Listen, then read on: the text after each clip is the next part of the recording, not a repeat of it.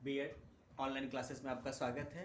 जैसा कि मैं आपको बीएड फर्स्ट ईयर का fifth paper education policy school leadership and management पढ़ा रहा था।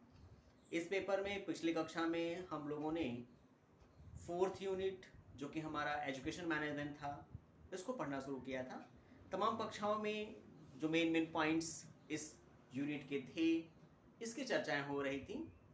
इसी यूनिट में जो 3 महत्वपूर्ण पॉइंट थे इनमें से दूसरे पॉइंट को पिछले कक्षा में हम लोगों ने पढ़ा था।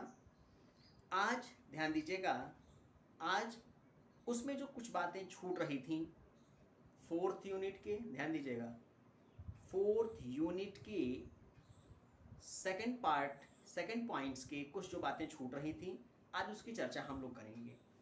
आज हम लोग बात करेंगे बेसिक ऑफ मैनेजमेंट, प्रबंधन के प्रारंभिक विचार के बारे में, बेसिक ऑफ मैनेजमेंट के बारे में, प्रारंभिक मैनेजमेंट के या प्रबंधन के प्रारंभिक विचार के बारे में आज हम लोग चर्चा करेंगे।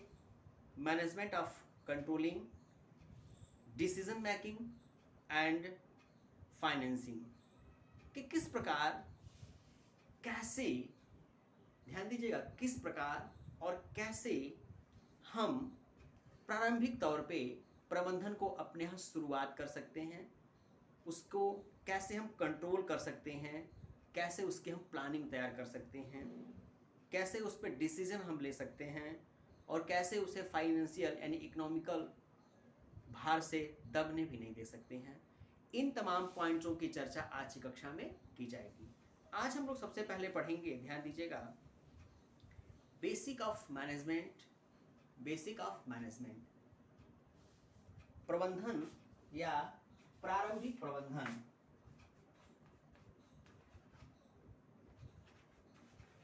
प्रारंभिक प्रबंधन, देखिए, प्रारंभिक प्रबंधन से हमारा तात्पर्य होता है प्रबंधन की वह व्यवस्था, ध्यान दीजिएगा, प्रारंभिक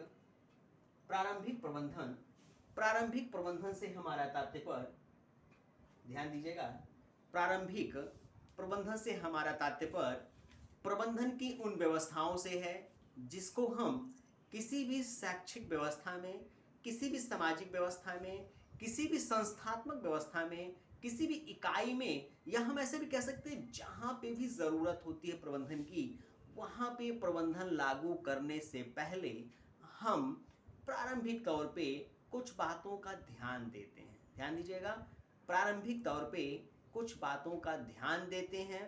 इन बातों के ध्यान देने के उपरांत हम उस प्रबंधन को सुनिश्चित करने के लिए उसकी प्लानिंग करते हैं, जैसा कि हमारे सिलेबस में दिया हुआ है।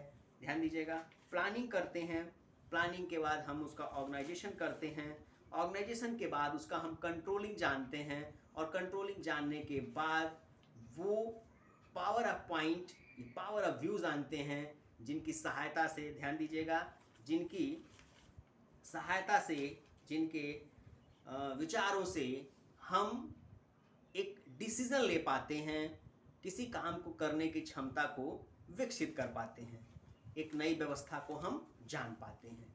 तो कहने का तात्पर्य है, प्रारंभिक प्रबंधन से तात्पर्य हमारा ये होता है कि प्रारंभिक स्तर पे, जैसा कि मान लीजिए अगर हम शैक्षिक प्रबंधन की बात करें, जो स्कूली व्यवस्था की बात करें, तो प्रबंधन एक ऐसी विशेष व्यवस्था, एक ऐसी प्रक्रिया है कि एकाएक विद्यालय व्यवस्था में इसको लागू नहीं किया जा सकता है।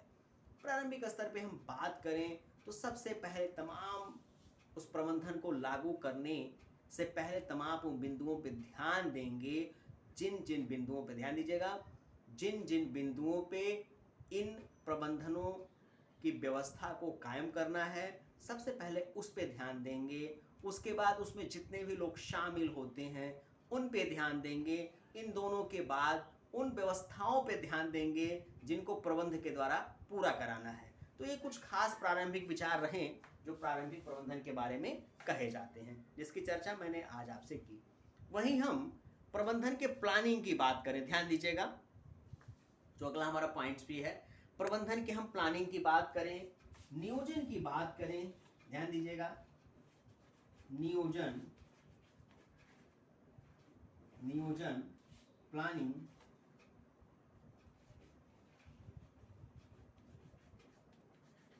प्रबंधन की बात करें, हम नियोजन की बात करें, प्रबंधन के प्लानिंग की बात करें, तो कहा जाता है नियोजन जो है वह मस्तिष्क की एक प्रक्रिया है। ध्यान दीजिएगा, नियोजन जो होता है, प्लानिंग जो होता है, ध्यान दीजिएगा, जो नियोजन होता है, जो प्लानिंग होता है, वो मस्तिष्क की एक प्रक्रिया होती है जिसमें बुद्धिमत्ता, कल्पनाशीलता, शक्ति, अनुग्रहता एवं पक्के इरादे की आवश्यकता होती है।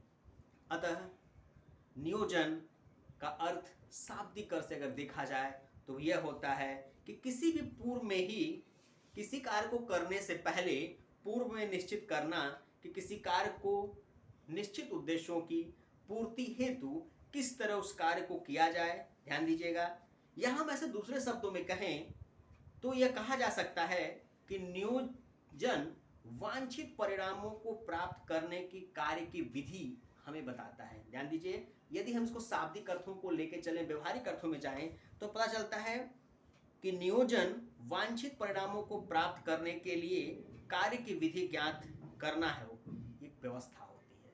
कहने का तात्पर्य है नियोजन, प्लानिंग जो है, हम शैक्षिक प्रबंधन विद्यालय स्तर पे लागू करना चाहते हैं, विद्यालय व्यवस्था में हम शैक्षिक प्रबंधन लागू करना चाहते हैं, ले आना चाहते हैं, तो इन व्यवस्थाओं को लागू करने से पहले, ले आने से पहले सबसे पहला काम हमें करना पड़ेगा कि हमें उस प्रबंधन की व्यवस्था को विद्यालय व्यवस्था में शामिल करने से पहले सबसे पहले एक प्लानिंग करनी पड़ेगी। वो प्लानिंग जो हमारी होगी वही हमारे प्रबंधन की प्रथम आधारशिला होगी और उसी प्लानिंग के आधार पे प्रबंधन की व्यवस्था सुनिश्चित होगी। जितना बेहतर हमारा प्लान होगा, जितना बड़ा हमारा नियोजन होगा, उतने ही बेहतर तरीके से हम मैनेजमेंट को इम्प्लीमेंट कर सकते हैं, मैनेजमेंट को हम बनाए रख सकते हैं। इसलिए कहा जाता है कि शैक्षिक व्यवस्था में प्रारंभिक स्तर पे हम ध्यान दें तो सबसे महत्वपूर्ण होता है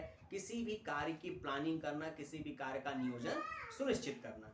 ध्यान दीजिएगा, किसी भी कार्य की प्लानिंग को तैयार करना, किसी भी कार्य की व्यवस्था को सुनिश्चित करना, ये हमारा होता है नियोजन। तो आज की कक्षा में बस इतना ही। अगली जो विशेष बात है इसकी चर्चा हम आपसे अगली कक्षा में करेंगे। धन्यवाद।